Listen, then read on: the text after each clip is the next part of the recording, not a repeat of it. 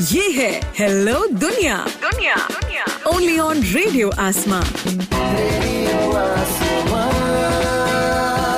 इसके सिवा जाना कहाँ।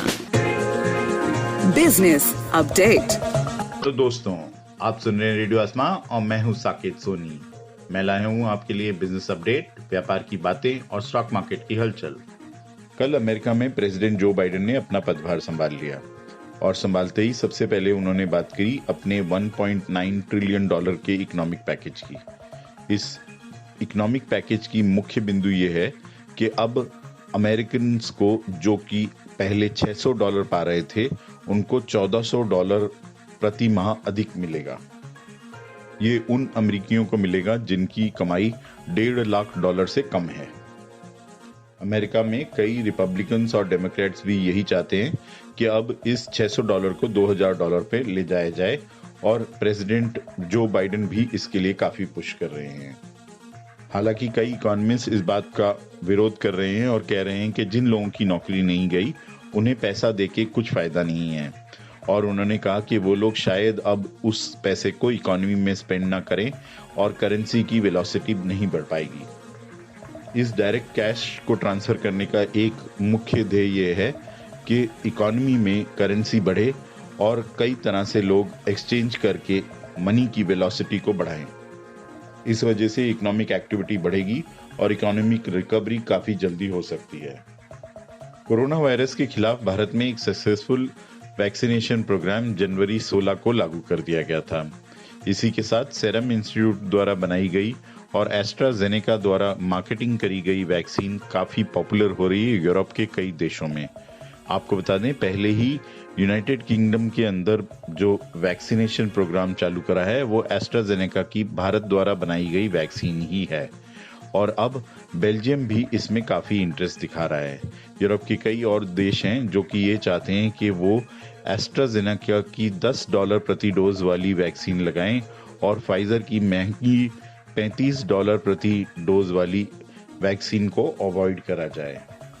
भारत में बनने वाली एस्ट्राजेनेका की प्रोडक्शन कैपेबिलिटी अब बढ़ गई है और पूना में सीरम इंस्टीट्यूट ने ये अनाउंस करा कि वो अब 65 मिलियन कोविड की वैक्सीन बना सकते हैं 1 महीने में, और जल्द ही वो अपनी कैपेबिलिटी को बढ़ाकर लगभग 100 मिलियन डोज को बनाने की क्षमता रखने की बात कर रहे हैं। इससे वैक्सीन सप्लाई न केवल भारत के लिए बट कई और यूरोपीय देशों को एक्सपोर्ट करने की संभावना बढ़ जाती है। जैसे जैसे कोरोना काल की मंदी छट रही है, वैसे वैसे देखा जा रहा है कि भारत में हाउसिंग सेल्स के नंबर्स भी बढ़ रहे हैं।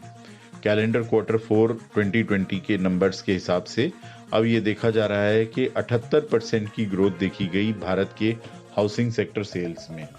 इसमें दिल्ली रीजन को छोड़कर बेंगलोर, चेन्नई, हैदराबाद, कोलकाता, मुंबई और पुणे ने काफी अच्छी बढ़त देखने को मिली।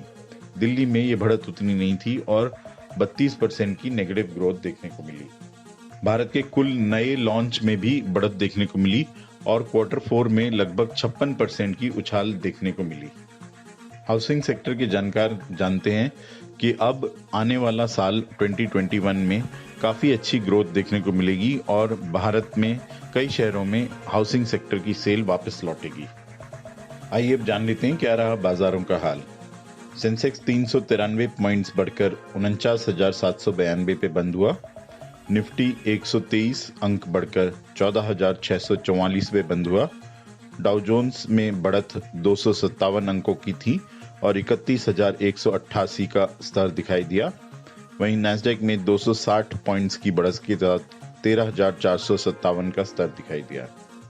भारत के सराफा बाजार में सोना 586 रुपए बढ़कर 49,569 पे बंद हुआ और चांदी 1,054 रुपए बढ़ के 67,090 पे बंद हुए। ये था आज का बिजनेस अपडेट। मैं हूं साकेत सोनी और आप सुन रहे हैं रेडियो आसमां। इसके सिवा जाना कहां। Business update. रेडियो आसमां।